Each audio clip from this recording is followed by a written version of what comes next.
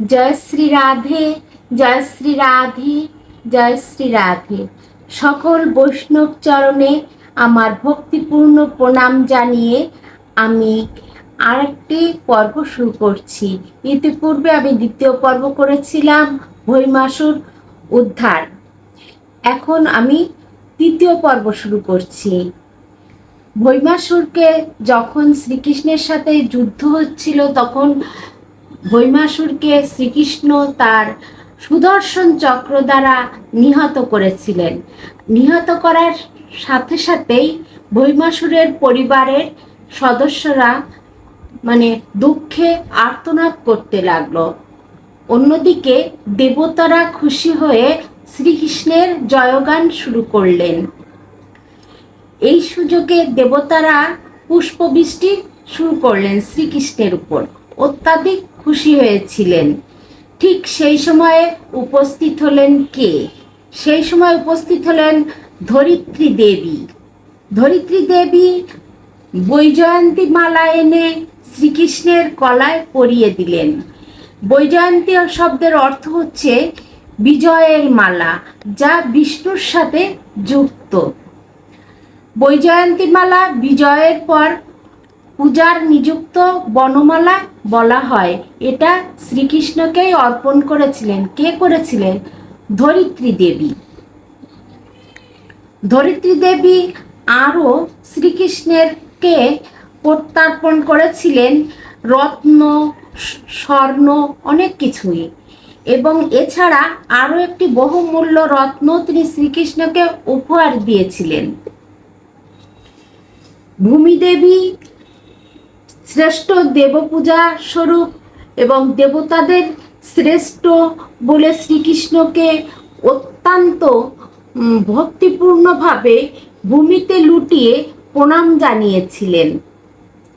তারপর তিনি বলেছিলেন, হে ভগবান, আপনি পরমাত্মা, আপনি সকল ভক্তের মনোবাসনা পূর্ণ করেন, তবুও আপনি অজ। এখানে অজ বলে ভগবানকে অভিভূত করেছিলেন।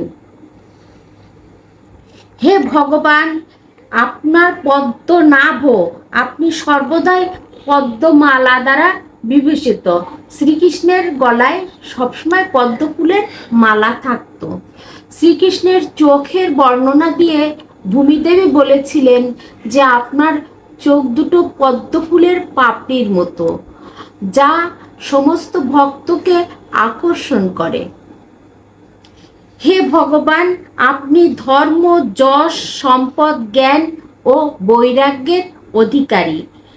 আপনি 5 প্রকার সকল ঐশ্বর্যের অধিকারী হয়েও আপনি সব কিছুর থেকে দূরে থাকেন। আপনাকে কৃপা করে আমাকে সশ্রদ্ধ প্রণতি জানাতে সুযোগ করে দিয়েছেন, এজন্য আমি কৃতজ্ঞ। কে বলেছিল? ভূমি দেবী। কৃপা করে আপনি সশ্রদ্ধ প্রণতি গ্রহণ করুন। একমাত্র আপনি সকল জ্ঞানের উৎস। যেমন সমস্ত আলোর উৎস সূর্য, সেখানেও ভগবান বিরাজ করেন। সমস্ত জলের উৎস সমুদ্র, সেখানে ভগবান বিরাজ করেন। ভগবান সব কিছুর মধ্যে থেকেও তিনি কোনো কিছুর মধ্যেই থাকেন না, তিনি সবখানেই বিরাজ করেন, এই জন্য তিনি অজ। আপনি সব রকম শক্তির উৎস ও আশ্রয়। ভূমিদেবী যত প্রকার প্রশংসা করা যায় শ্রীকৃষ্ণকে ততটাই করেছিলেন। কৃপা করে আপনি আমার সশ্রদ্ধ প্রণাম গ্রহণ করুন।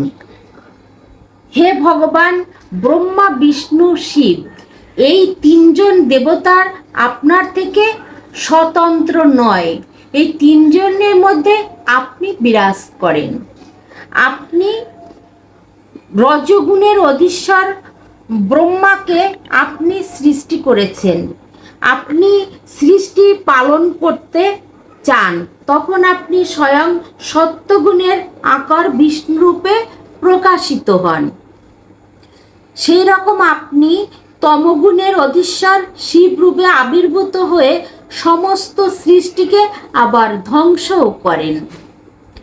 তারপর আপনি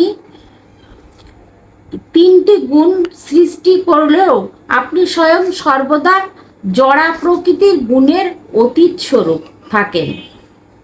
হে ভগবান, বস্তুত আপনি জড়া প্রকৃতি, আপনি ব্রহ্মাণ্ডের পরম পিতা, আপনি মহাকাল।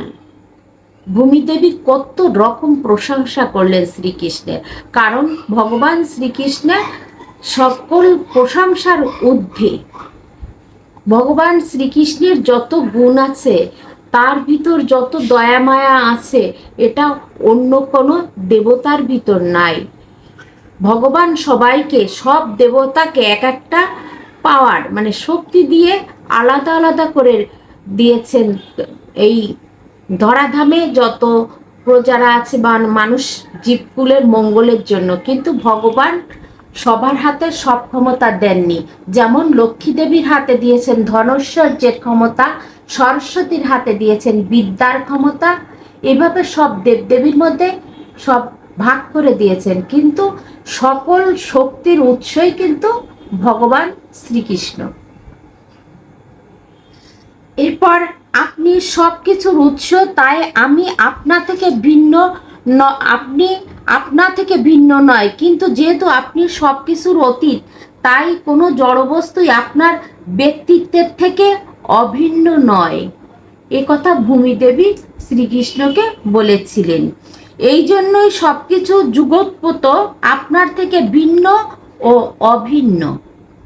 তাই যেসব দার্শনিকগণ আপনাকে সব কিছু থেকে পৃথক করবার প্রয়াস করে, মানে বাসনা করে, নিঃসন্দেহে তারা কি নির্বোধ, তারা তাদের মতবাদ ভ্রান্ত।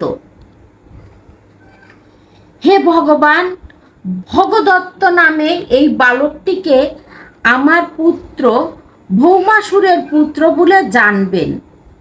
ভৌমাসুরের বীভৎস মৃত্যুর ফলে বিভ্রান্ত ভীত পুত্র ভগদত্তকে আপনার চরণপদ্মে শরণাগত হওয়ার জন্য নিয়ে এসেছি। কে নিয়ে এসেছে? ভূমিদেবী। আমার ঐকান্তিক প্রার্থনা, হে ভগবান, এই ভগদত্তকে আপনি সকল পাপ থেকে বিরত রাখুন। তার বাবা ভৌমাসুর যে পাপ করেছিল, সেই পাপের অংশ যেন তার উপর বর্ষিত না হয়। আপনি ক্ষমা করুন, সেই যাতে তার পিতার সমস্ত পাপ কর্ম থেকে মুক্ত থাকে। তাই ভগদত্তকে আমি আপনার পাদপদ্মে নিয়ে এসেছি। মাতা ধরণীর প্রার্থনা শুনে অচিরেই শ্রীকৃষ্ণ সকল ভয়ঙ্কর শোচনীয় অবস্থা থেকে তাকে মুক্তির আশা দিলেন।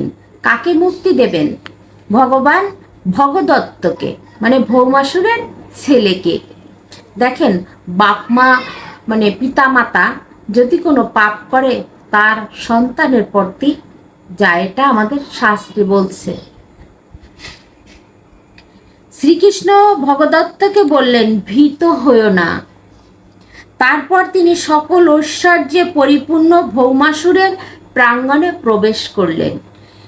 সেই প্রবেশে ভৌমাসুর দ্বারা অপহৃত, মানে ভৌমাসুর যে সমস্ত রাজকন্যাকে কি করেছিলেন, হরণ করে নিয়ে তার কক্ষে আটকিয়ে রেখেছিলেন, সেই রাজকন্যা 16,100 রাজকন্যাকে শ্রীকৃষ্ণ তখন দেখতে পেলেন।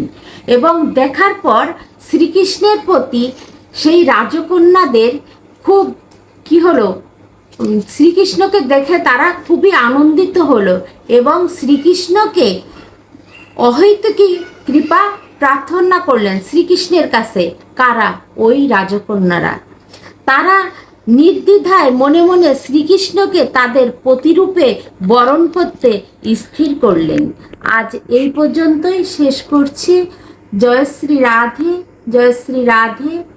আমি পরবর্তীতে 4র্থ পর্ব শোনাবো রাজকন্যারা কিভাবে শ্রীকৃষ্ণকে প্রতিরূপে বরণ করতে চাইলেন এবং শ্রীকৃষ্ণ কি করলেন এটা আপনারা পরবর্তীতে জানতে পারবেন। বিশ্বের সকল প্রাণী সুখী হোক। জয় শ্রী রাধে।